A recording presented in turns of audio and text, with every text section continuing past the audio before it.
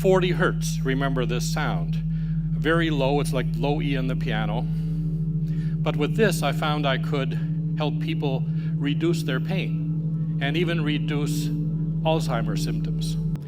Each of these sounds features a rhythmic structure that allows it to impact cells in your body. In fact, my research recently has shown that stimulating cells with sound of this sort can reduce the risk and impact of some common health problems. This is where you're supposed to say, wait, what?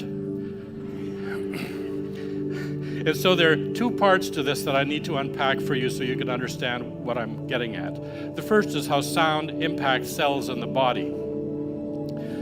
Sound, which includes music, but not all sound is music, but all music is sound, is in essence vibration, molecular compressions in the air that come to your ear or to your skin if you feel it as vibration, as you may have done with a 40 hertz. The ear has hair cells in the cochlea that translate this vibration into electric signals so that the auditory nerve carries this to the brain. And something like this. So it goes up the nerve and into the neuron, except it's not just one neuron, it's probably thousands or millions of neurons that are responding right to that click.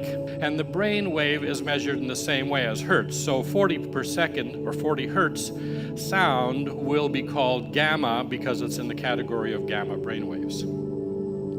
The other part of my assertion is that brain waves are important to issues of health. So let's look at that for a minute.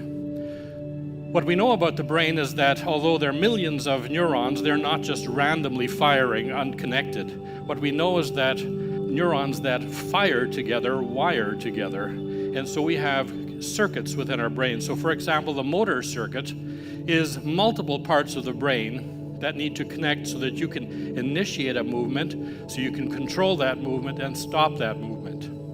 The memory circuit, again, connects multiple parts of the brain so that what you're experiencing now, you may actually be able to remember tomorrow as the present experience, perception, turns into short-term memory and into long-term memory.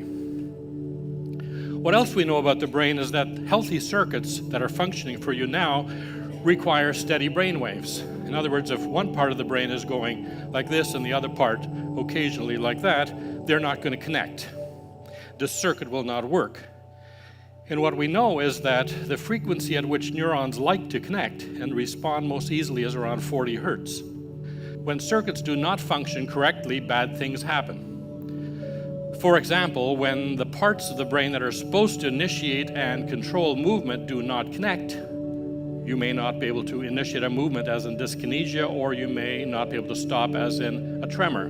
So you may have Parkinson's.